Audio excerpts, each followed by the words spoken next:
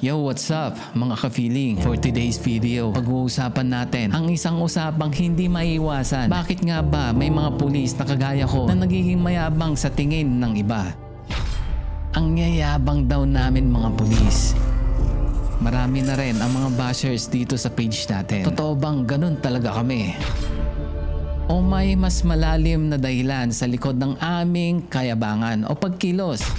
Pag-uusapan natin ang mga rason kung bakit minsan nagiging mayabang ang ilang mga pulis at ano ang mga pwede natin gawin para sa mas maunawahan nyo ang mga pulis na kagaya ko. Tara na, samahan nyo ako at tuklasin natin ang kwento sa likod ng yabang na yan. Pero bago natin pag-usapan yan, let's roll the intro para maging feeling gwapong pro!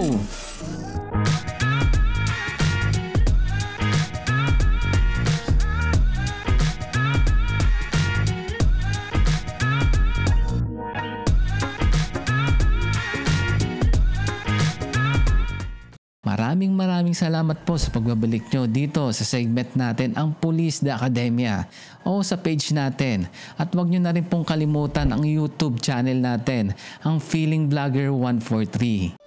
Today, we're diving into a topic na medyo controversial pero super important. Bakit nga ba ang mga pulis na tinatawag nating mayabang? Baka natanong nyo na rin to sa sarili nyo o narinig nyo na rin po sa mga ibang tao. Pero let's take a step back and really explore bakit ganito ang perception natin minsan. Alam naman natin na mahalaga ang role ng mga pulis sa society. Sila ang nagbabantay sa seguridad at kaayusan. Pero sa totoo lang minsan, iba ang nagiging dating namin. Ang tipong mataas ang boses, parang harsh mag-deal ng mga tao. Naranasan mo ba at nakaka-relate ka na ba? So ano nga ba ang mga posibleng dahilan? Bakit hindi natin alamin?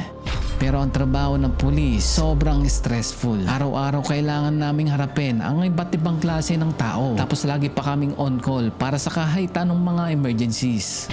Minsan di namin maiwasan madala ang mga stress at pressure sa interaction namin sa inyo. Kaya minsan akala nyo mayabang kami, pero sa totoo lang, pagod lang sila. May mga bagay na hindi natin agad nakikita o naiintindihan. Ang akala nating yabang ay minsan ay isang defense mechanism lang nila para magampanan ang mga trabaho na maayos. Sa araw-araw na ginawa ng Diyos, nakikita natin ang mga pulis sa kalsada. Lagi silang on the go. Pero alam nyo ba, hindi madali ang trabaho namin mga pulis. Minsan dahil sa mga sobrang pagod o stress, napapataas ang boses namin o parang may mga yabang. Pero tao lang din sila.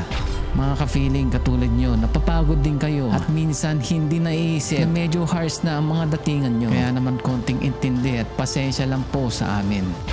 Imagine nyo po, 24/7 naka-duty, laging ready. Kahit madaling araw po yan, mahirap kaya yun. Kaya sana naman kung medyo mainit minsan ang mga ulo namin mga pulis, huwag nating agad husgahan. Lahat naman tayo ay may bad days, diba? Pero mga ka-feeling, hindi ibig sabihin nun na okay lang na magalit o maging rude ang mga pulis. Ang point lang natin dito ay subukan nating intindihin ang mga side namin mga pulis. Pero at the same time, sana rin ang mga pulis ay maging aware sa epekto ng aming mga aksyon. Importanteng respeto both ways. So, ano ngayon ang pwede natin gawin? Simple lang po, kung may na-encounter kayo na ganito, instead of magalit kayo, try nyo pong magpasensya at intindihin kung bakit ganon giging reaction ng mga pulis na kagaya po namin. At para sa mga pulis na kagaya ko, sana maging conscious din po tayo na ang bawat interaction ay chance para ipakita we are here to serve and protect with kindness. Thanks for watching mga ka-feeling. Let's all work together for a better understanding and more peaceful community. Don't forget to like, share, and subscribe for more content like this. Once again, this is your brother Lord Wally, ang feeling vlogger nyo po. God bless. Peace out.